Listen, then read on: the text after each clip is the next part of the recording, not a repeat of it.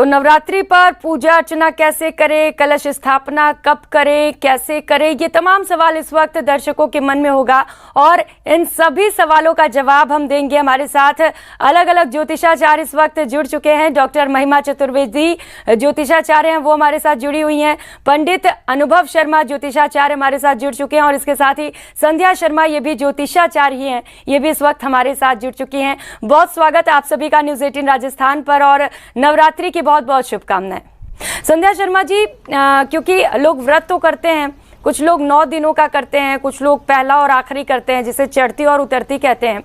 किस तरीके से व्रत करें और इसके लिए क्या क्या नियमों की पालना की जा सकती है? या देवी सर्वभूतेषु शक्ति रूपेण संस्थिता नमस्तस्यै नमस्तस्यै नमस्तस्यै नमो नमः। नवरात्रि के समय चल रहे हैं जो कि अपने आप में बहुत ही पावन और पवित्र माना जाता है जी। माता रानी इस समय धरती पर आती हैं और इस बार नवरात्रि सोमवार से शुरू हो रहे हैं जो कि अपने आप में ही बहुत अभूतपूर्व है।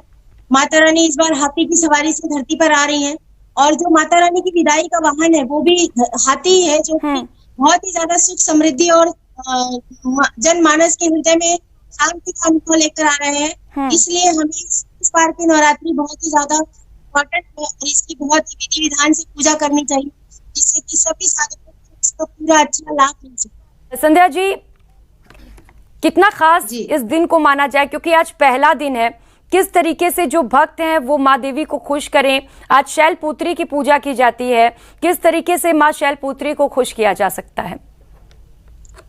जी जी, आज प्रतिपदा तिथि है और पहला नवरात्र है। माता जी के प्रथम स्वरूप माँ शैलपुत्री की आज पूजा की जाती है। इस बार नवरात्रे पूरे 9 दिन के पड़ रहे हैं, जिसमें हम माता जी के 9 अलग अलग स्वरूपों की पूजा पूरे 9 दिन विधि विधान से कर पाएंगे।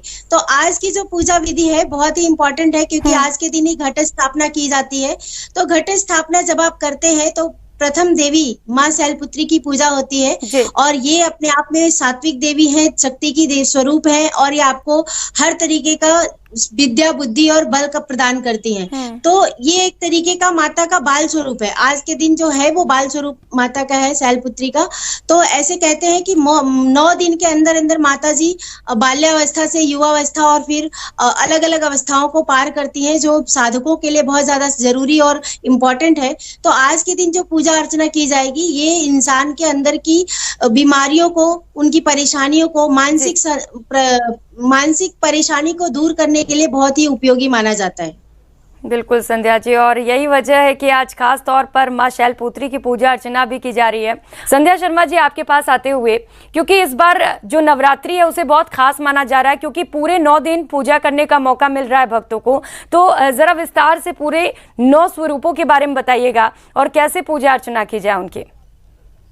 जी जी जी जी, जो इस बार की नवरात्रि पड़ रही है ये अपने आप में ही बहुत ज्यादा इम्पोर्टेंट है। बहुत सारा शुभ योग के प्रभाव में रहेगी नवरात्रि और बहुत ही अच्छे दिन से शुरुआत हो रही है, सोमवार से शुरुआत हो रही है। तो जो इस समय माता जी के 9 स्वरूप है, पहला स्वरूप माँ शैलपुत्री की पूजा हम प्रथम नवरात्रि के दिन करेंगे।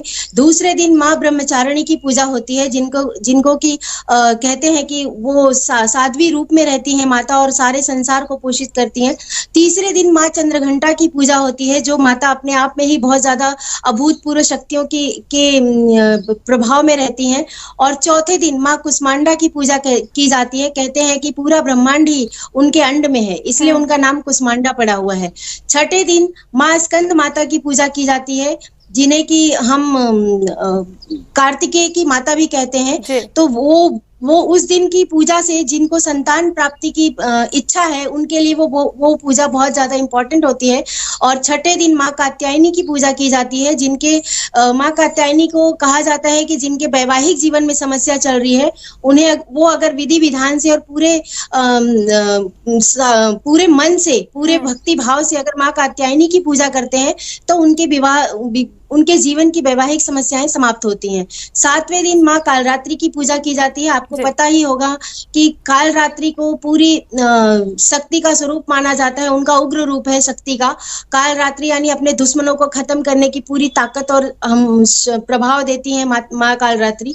और 8वें दिन माँ महागौरी की पूजा होती है, जो कि इस बार पूरी नवरात्रि पड़ रही है, इसलिए हमें इस पूरे के पूरे 9 स्वरूपों की पूजा करने का अवसर मिल रहा है।